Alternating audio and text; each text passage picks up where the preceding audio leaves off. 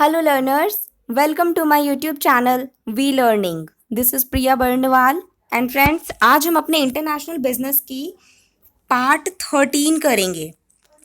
Okay वैसे अगर आप अपने सिलेबस के अकॉर्डिंग देखो तो we have covered each and everything of our international business unit. But अगर आप पास्ट ईयर के क्वेश्चंस को देखो तो there are some of the topics which we have to cover which are relevant for our NET JRF exam. तो उसमें से ही कुछ टॉपिक्स को हम करने वाले हैं. और आज हम कौन सा टॉपिक करेंगे? आज हम करेंगे all about WTO boxes and subsidies. WTO ने अपने गाइडलाइंस में जो बॉक्सेस को मेंशन करा है और जो सब्सिडीज को बताया है, आज हम उनके बारे में पढ़ेंगे कि कितने टाइप के बॉक्सेस हैं, कितने टाइप की सब्सिडीज हैं, एग्जाम्पल्स देखेंगे. Okay, we will discuss all about it. तो फ्रेंड्स, अगर आपने मेरे चैनल को सब्सक्राइब नहीं किया है तो आप चैनल को सब्सक्राइब कर लेना और वीडियोस को ज़्यादा से ज़्यादा अपने फ्रेंड्स के साथ शेयर करो सो दैट वो भी इन फ्री क्लासेस का बेनिफिट ले सकें. तो चलो हम देखते हैं सब्सिडी क्या होता है. राइट तो सब्सिडी क्या होता है? जब कोई गवर्नमेंट या कोई पब्लिक बॉडी अपनी कंट्री के किसी एक्सपोर्टर या डोमेस्टिक प्रोड्यूसर को किसी तरह का बेनिफिट प्रोवाइड कर रही होती है, फाइनेंशियल हेल्प कर रही होती है, मोनेटरी सपोर्ट प्रोवाइड कर रही है सो दैट वो इंटरनेशनल मार्केट में प्रॉपरली वर्क कर सके, अच्छे से ट्रेडिंग कर सके, तो उसको बोलते हैं सब्सिडी. ओके तो हम और थोड़ा इलेबोरेट करके सब्सिडी के बारे में पढ़ेंगे. चलो, तो सब्सिडीज क्या होता है? तो वो सब्सिडीज में 3 एलिमेंट्स होने ज़रूरी हैं तभी वो सब्सिडीज में कंसीडर होगा. तो वो क्या है 3 एलिमेंट? फर्स्ट, फाइनेंशियल कंट्रीब्यूशन होना चाहिए. मीन्स फाइनेंशियल आपका वो कैश की बात हो रही है, कैश कंट्रीब्यूट होना चाहिए. और वो कंट्रीब्यूट कौन करेगा? गवर्नमेंट या पब्लिक बॉडी करेगी. और विच कॉन्फर्स अ बेनिफिट, और जिससे बेनिफिट होना चाहिए. अब बेनिफिट सिर्फ एक्सपोर्टर को नहीं होगा, यहाँ बेनिफिट हो रही है पूरे कंट्री के लिए. तो जब गवर्नमेंट प्रोवाइड करती है किसी भी एक्सपोर्टर को, मॉनेटरी हेल्प प्रोवाइड करती है सो दैट हमारे देश का इकोनॉमी अच्छा हो सके और वो जहाँ एक्सपोर्टर एक्सपोर्ट कर रहा है अपने गुड्स को, वहाँ पे वो प्रॉपर तरीके से ट्रेडिंग कर सके, तो उसको बोलते हैं हम सब्सिडीज. तो ये 3 तरह के, ये 3 एलिमेंट्स हैं जो ज़रूरी हैं तभी आपका वो सब्सिडी कहलाएगा. ओके नाउ, अब सब्सिडीज़ के एग्जाम्पल क्या है? तो अगर आपको ग्रांट प्रोवाइड की जा रही है गवर्नमेंट से या परमिशन मिल रहा है किसी चीज़ के लिए तो वो सब्सिडी में आता है. लोन प्रोवाइड किए जा रहे हैं, इक्विटी प्रोवाइड किए जा रहे हैं, लोन गारंटी दे रही है गवर्नमेंट. लाइक अभी आपका वो आत्मनिर्भर स्कीम आया है ना, तो उसमें वो गारंटी दे रहे हैं, तो लोन गारंटी भी प्रोवाइड किया जा रहा है, तो वो भी आपका सब्सिडीज़ में कंसिडर होगा. And the purchase of goods purchase किए जा रहे हैं. लाइक वो आपका होता है ना, फार्मर्स से गवर्नमेंट खुद गुड्स लेती हैं, खुद ही खरीद लेते हैं सामान को, सो दैट वो इधर उधर ना भटके, उनको प्रॉपर पैसे भी मिल सकें. तो ये सारी चीज़ें आती हैं आपकी किसमें? सब्सिडीज़ के अंदर. ओके ये सारे सब्सिडीज़ के एग्जाम्पल हैं. नाउ, अब सब्सिडीज आपके 3 तरह के होते हैं. एक तो prohibited, then actionable and the third one is non actionable. अब देखो, ये जो प्रोहिबिटेड और एक्शनेबल है ना, डब्ल्यूटीओ ने सबसे पहले इन दोनों को ही इंट्रोड्यूस करा था. बट जब हमें रिक्वायरमेंट होने लग गई, कंट्रीज को नीड्स हुई, तो फिर पता चला कि नहीं, नॉन एक्शनेबल सब्सिडीज भी प्रोवाइड करने हैं, वो भी, उसका भी क्राइटेरिया होना चाहिए. ओके तो सबसे पहले प्रोहिबिटेड एंड एक्शनेबल आया, देन बाद में हमारे नीड्स के अकॉर्डिंग फिर आपका नॉन एक्शनेबल सब्सिडी आया. तो हम इसके बारे में अच्छे से देखेंगे और क्लियरली. तो प्रोहिबिटेड सब्सिडीज क्या होते हैं? प्रोहिबिटेड मीन्स पूरा टोटली बैंड, वैसी सब्सिडीज जो बिल्कुल बैंड हैं. ओके दे ये वो, लाइक आप ऐसे देखो, आप अगर इंडिया का देख लो, अब इंडिया ने अगर ऐसा करा ना कि नहीं, हम सिर्फ डोमेस्टिक गुड्स ही प्रोड्यूस यूज़ करेंगे और हम इम्पोर्टेड गुड्स नहीं लेंगे, हम इम्पोर्ट करेंगे ही नहीं सामान, तो भाई ये तो गलत है ना. आप सामान कैसे नहीं इम्पोर्ट करोगे? इम्पोर्ट करना तो ज़रूरी है क्योंकि हम इंटरनेशनल ट्रेडिंग में आए हैं, हमने कई सारे अग्रीमेंट साइन किए हैं, है ना. तो ग्लोबल लेवल पे ग्लोबलाइजेशन के लिए इम्पोर्टिंग भी ज़रूरी है। ओके, तो अगर आप टोटली बैन कर देते हो ना तो लोग आवाज़ उठाएंगे आपके खिलाफ, है ना, हमारी कंट्री के खिलाफ फिर लोग आवाज़ उठाएंगे। तो ये चीज़ तो फिर डब्ल्यूटीओ क्या करेगा, उस चीज़ को टोटली बैन कर देगा, बंद कर देगा। तो वो होता है आपका prohibited subsidies. Now they are prohibited, वो क्यों बंद होते हैं? Because they are specially design to distort international trade. क्योंकि ये सब्सिडीज तभी दी जाती हैं जब आपको इंटरनेशनल ट्रेड को खराब करना है। इंटेंशन क्या होता है कि इंटरनेशनल ट्रेड को लोग खराब करना चाहते हैं, तब इस टाइप की सब्सिडीज प्रोवाइड करते हैं।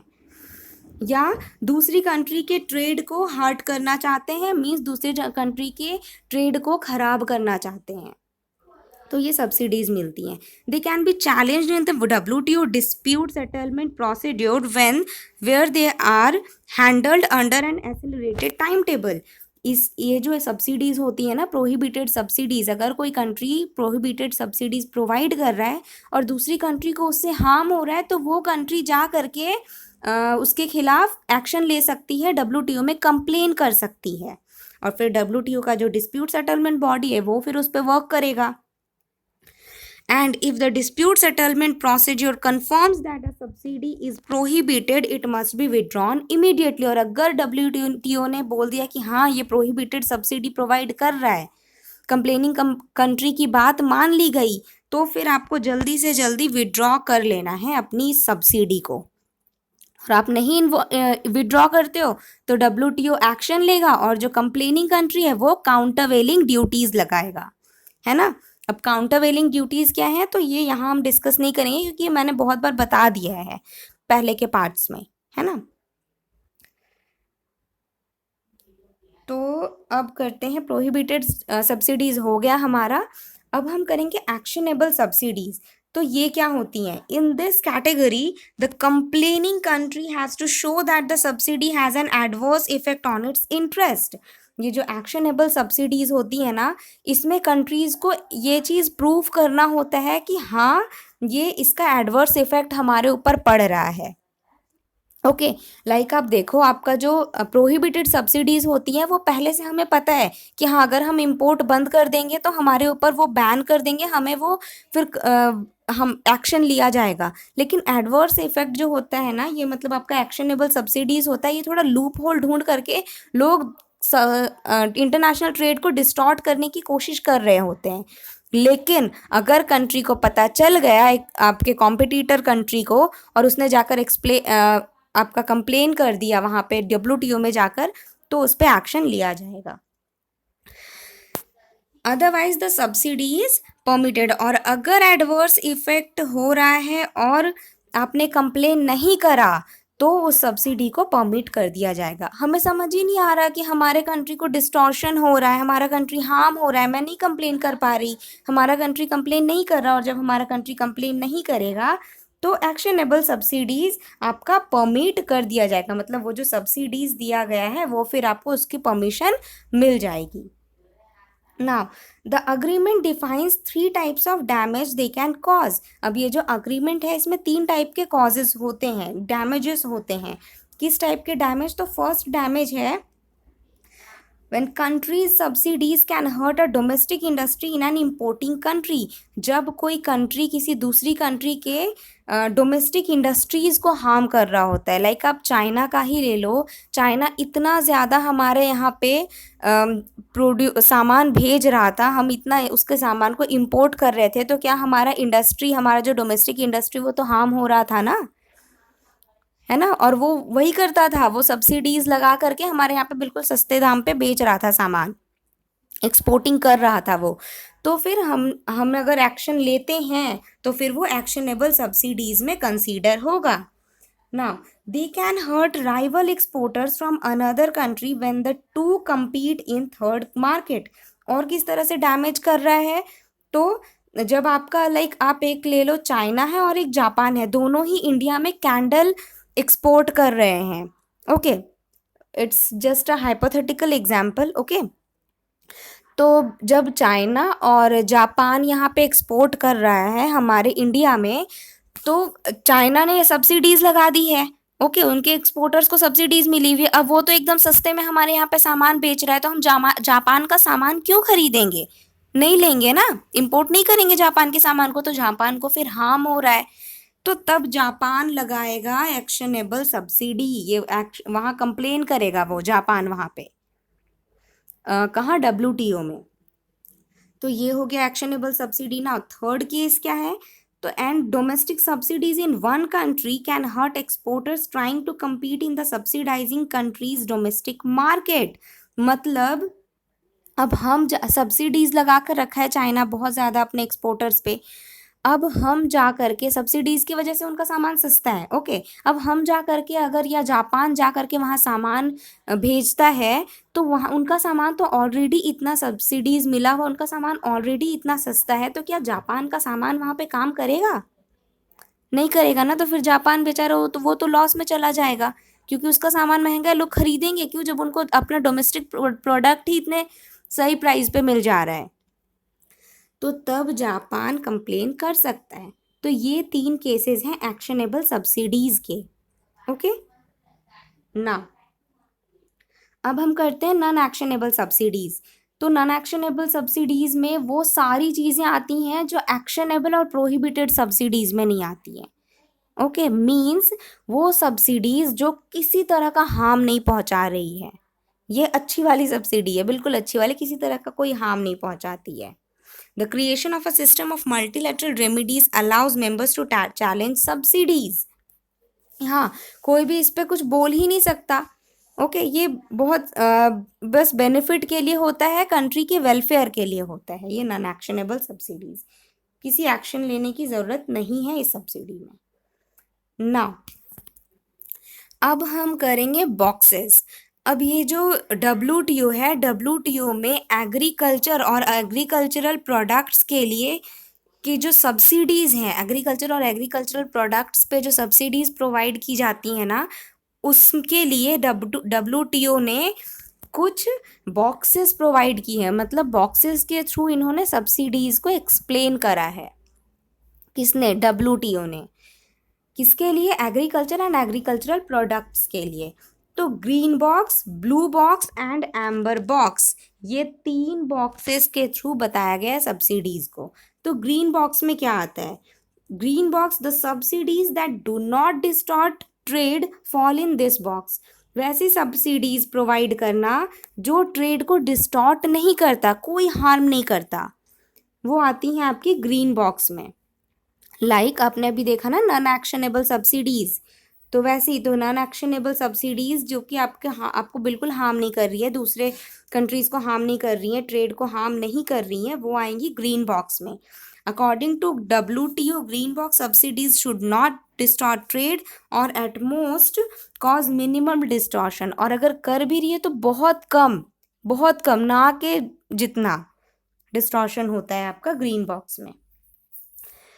Now this green box subsidies must be government funded, और ये भी बोला गया है WTO में कि ये जो ग्रीन बॉक्स सब्सिडीज होंगी वो कौन प्रोवाइड करेगा? वो गवर्नमेंट प्रोवाइड करेगा।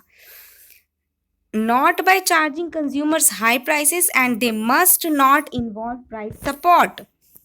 ओके, तो ये हाई प्राइसेस नहीं होती है, ये सब्सिडीज प्रोवाइड ही इसलिए की जाती हैं सो दैट डोमेस्टिक प्रोडक्ट्स जो हैं वो उनके प्राइस को घटाया जा सके। लाइक अभी देखो हमारे वो उज्ज्वला योजना के अंदर हमें वो गैस प्रोवाइड की जा रही है ना, तो गैस सब्सिडीज जो दिया जा रहा है, क्या उससे ट्रेड डिस्टॉर्शन होगा किसी तरह का?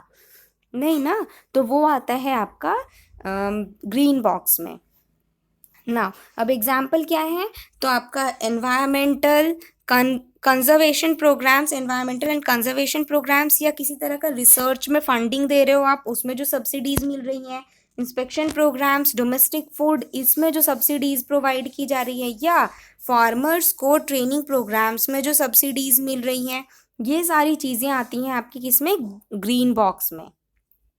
और WTO का लिमिट क्या है इस पे? तो WTO हैज़ नो लिमिट, ठीक है, there is no limit on government. WTO ने कोई लिमिट नहीं चार्ज करा है इसमें, किसमें? ग्रीन बॉक्स सब्सिडी में।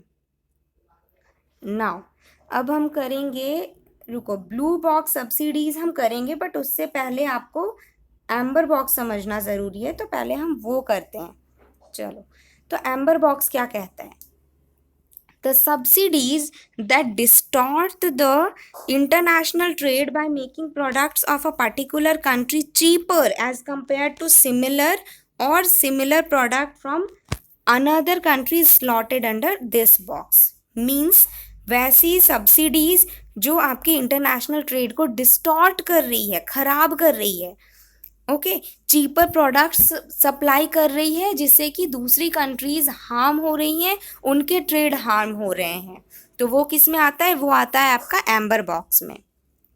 Okay, now the distort trade balance, ये ट्रेड बैलेंस को डिस्टॉर्ट करते हैं। क्यों? कैसे ट्रेड बैलेंस को डिस्टॉर्ट करते हैं? ये ज़्यादा से ज़्यादा प्रोडक्शन करते हैं और सामान को चीप प्राइस पे बेचते हैं। अब सामान अच्छा भी है और चीप प्राइस पे भी मिल रहा है, तो लोग ज़्यादा खरीद लेते हैं। इससे दूसरी कंट्रीज मार खा जाती हैं, फिर उनका नहीं चल पाता। तो ये आता है आपका एम्बर बॉक्स में, ये सब्सिडीज। अब एग्जाम्पल क्या है इनके? तो इंपोर्ट सब्सिडीज प्रोवाइड कर रहे हो अगर आप इलेक्ट्रिसिटी पे या सीड्स पे या फर्टिलाइजर्स पे या इरिगेशन पे या किसी तरह का मार्केट सपोर्ट प्राइस पे, तो ये सब्सिडीज, ये सारे सब्सिडीज किस में आती हैं? ये आती हैं आपकी एम्बर बॉक्स में। नाउ WTO की लिमिट क्या है इन पे? तो WTO फॉर डेवलप्ड कंट्री के लिए बोला गया है कि 5% एग्रीकल्चरल प्रोडक्शन का 5% लिमिटेशन है आपको। ओके, कि आप इतना सब्सिडीज ही कर सकते हो, दे सकते हो।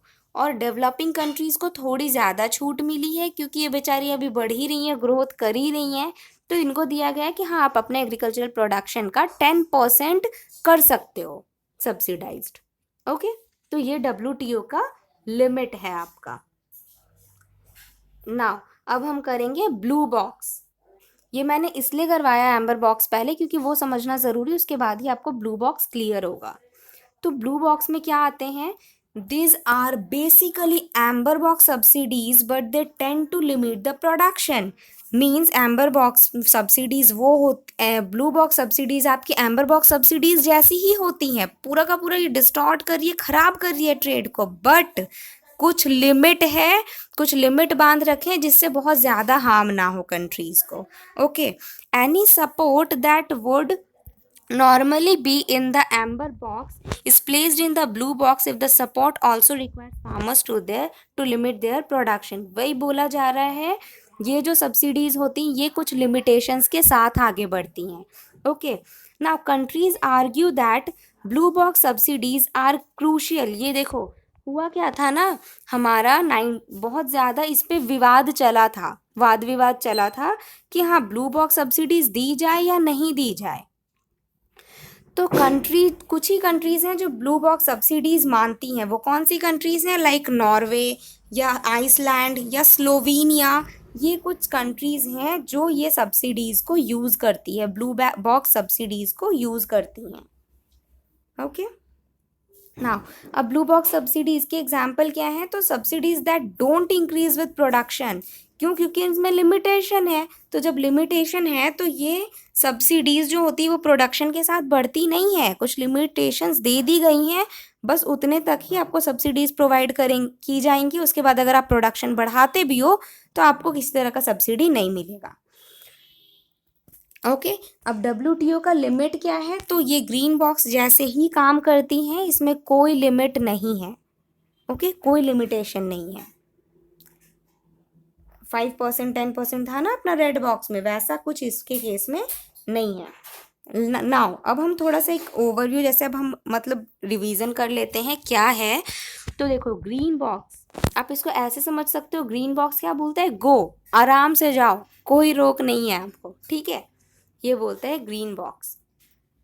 तो subsidies that do not distort trade और कॉज मिनिमल डिसरप्शन, ये जो सब्सिडीज होते हैं ये किसी तरह का डिस्टॉर्ट नहीं करती, ये खराब नहीं करती हैं ट्रेड को, और बहुत बहुत ही कम डिसरप्शन होता है।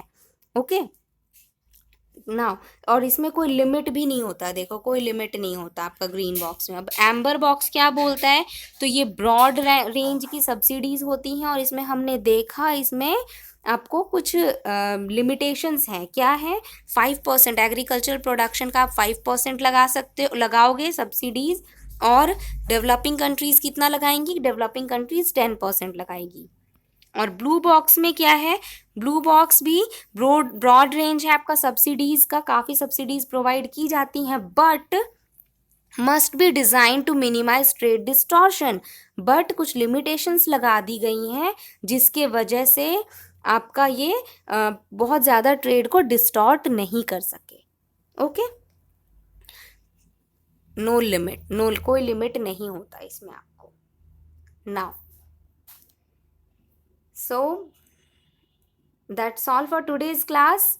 फ्रेंड्स, आपको मेरी वीडियो अच्छी लगी हो तो वीडियो को लाइक करना, अपने फ्रेंड्स के साथ ज़्यादा से ज़्यादा शेयर करो, चैनल को सब्सक्राइब कर लेना, और ये मेरा टेलीग्राम का चैनल है वी लर्निंग करके, आप इसको ज़रूर से ज्वाइन करो। क्यों, क्योंकि इस पर हम डेली MCQs करते हैं, पेपर 1 के एंड पेपर 2 का भी अपना कॉमर्स का MCQs चल रहा है, तो आप ये ज़रूर से ज्वाइन करना। मैं इसकी लिंक आपको डिस्क्रिप्शन बॉक्स में दे दूँगी और कमेंट सेक्शन में भी पिन कर दूंगी, और आप कमेंट करके बताओ आपको ये वीडियो कैसी लगी।